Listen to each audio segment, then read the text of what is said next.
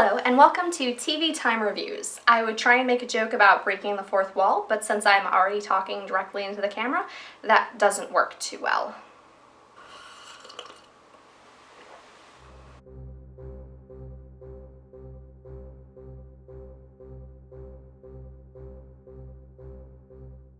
House of Cards is a very interesting show to discuss. For one thing, it's an adaptation of an adaptation. The original novel by Michael Dobbs was published in the late 80s, and then adapted into a 4-episode serial by the BBC in 1990.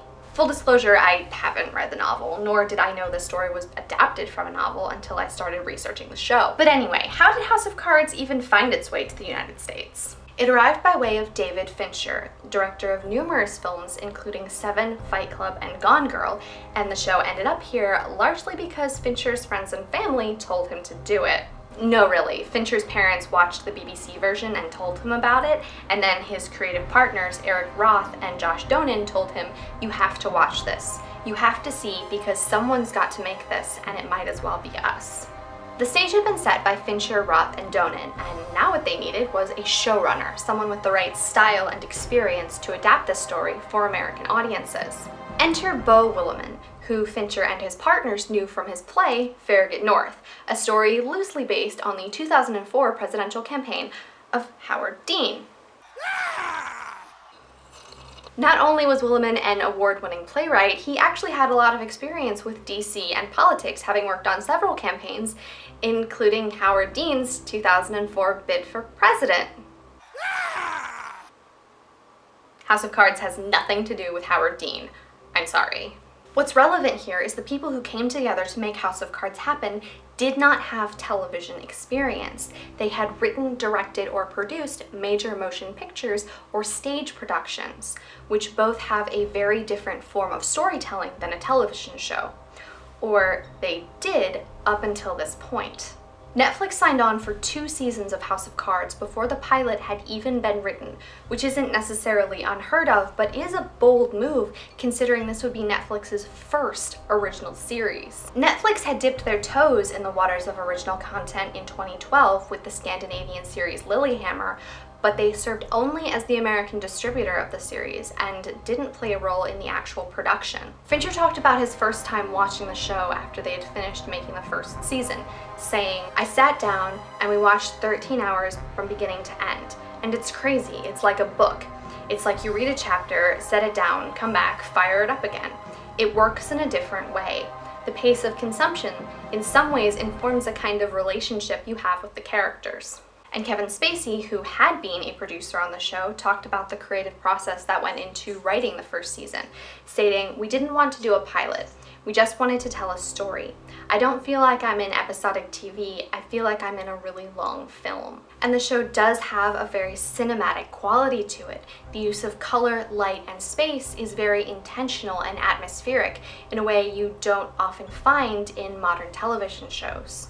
It's not exaggerating to say that House of Cards set the standard for what streaming content could be, no longer constrained to a rigid format. So how does all of this background come together in the show itself?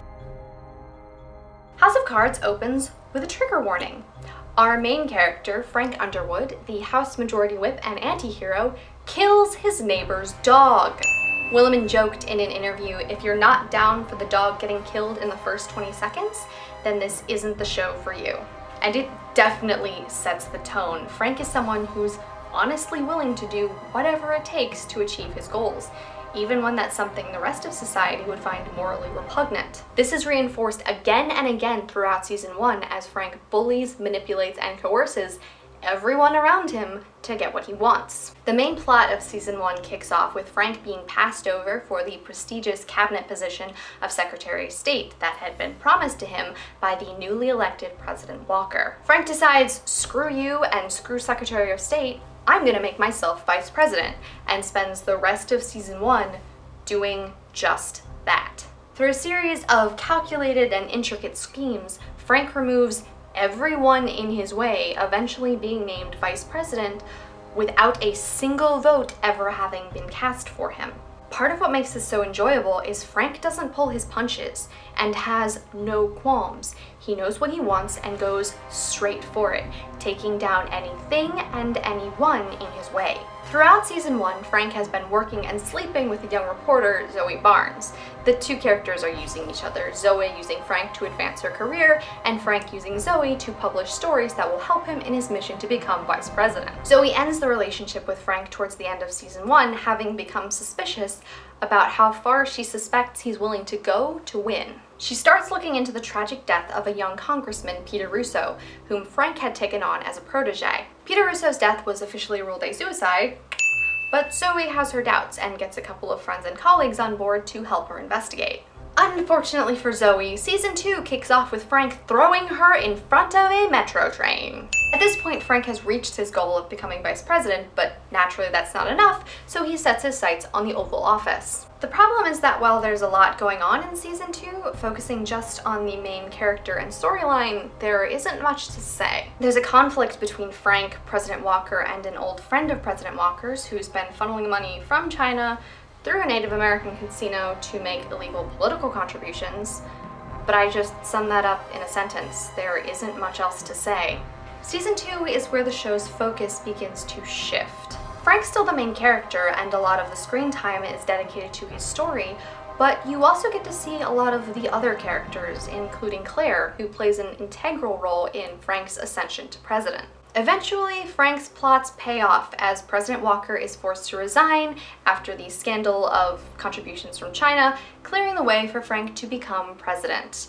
Once again, without a single vote ever having been cast for him. As an American, let me assure you, this is 100% possible in our political system.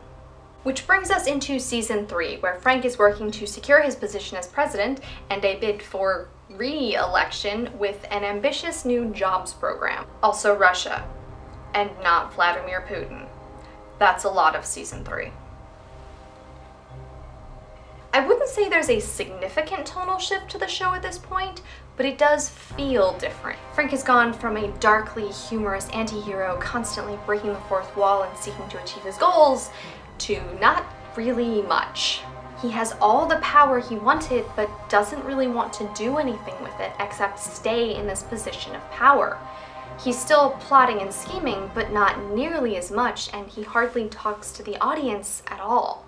In many ways, although the story is still centered on Frank, it feels like he's stepping back from that spotlight and other characters are being given more room. Claire, for example, who's been a pivotal character thus far, is able to step into a more central role and sees a huge amount of growth and development this season. In fact, Claire grows so much this season, she begins to see Frank for what he's become, petty and small, desperately clinging to the power that she helped him steal. Claire gets so fed up with Frank's shit that the season ends with her leaving him.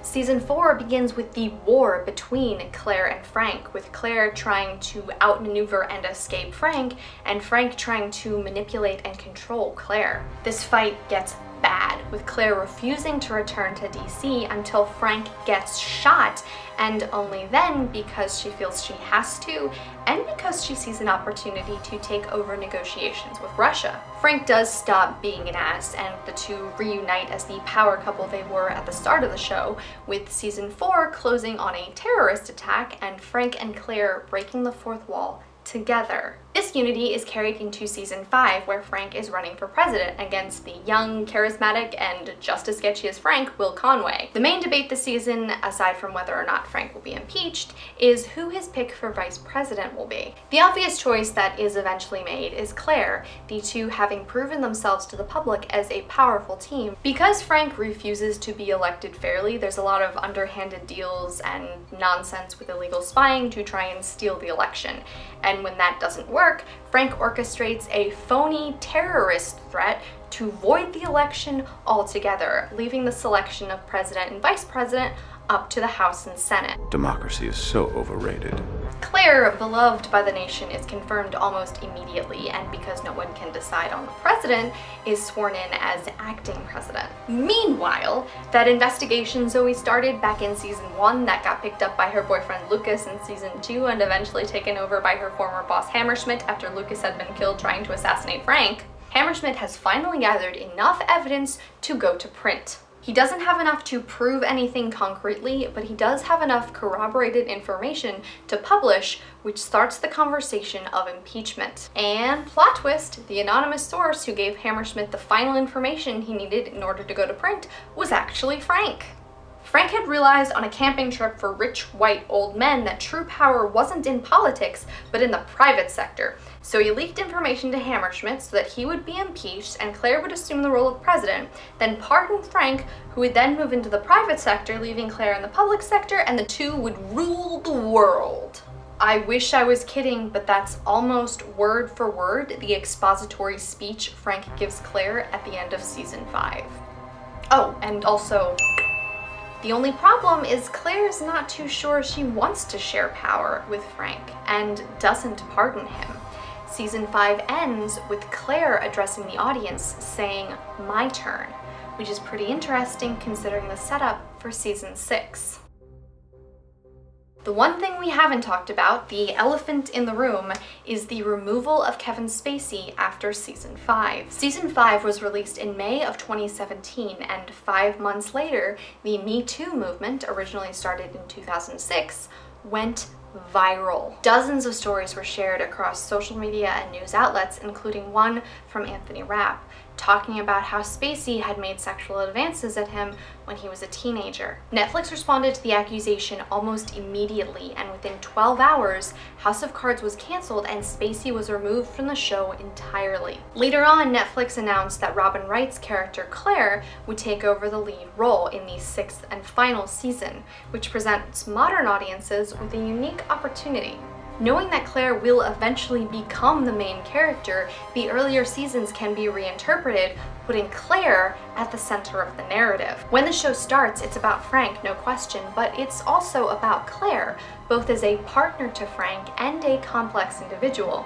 In season 2, Claire starts a Me Too-like movement of her own, and by season 3 has solidly established herself as a protagonist in the story, a counter to Frank as the antagonist. This isn't about Frank anymore, it's about Claire and her struggle to decide whether or not she'll leave her husband, who has been treating her more and more like property, not a partner. Even after Claire and Frank reconcile, Claire demands space in the spotlight and for Frank to treat her as an equal.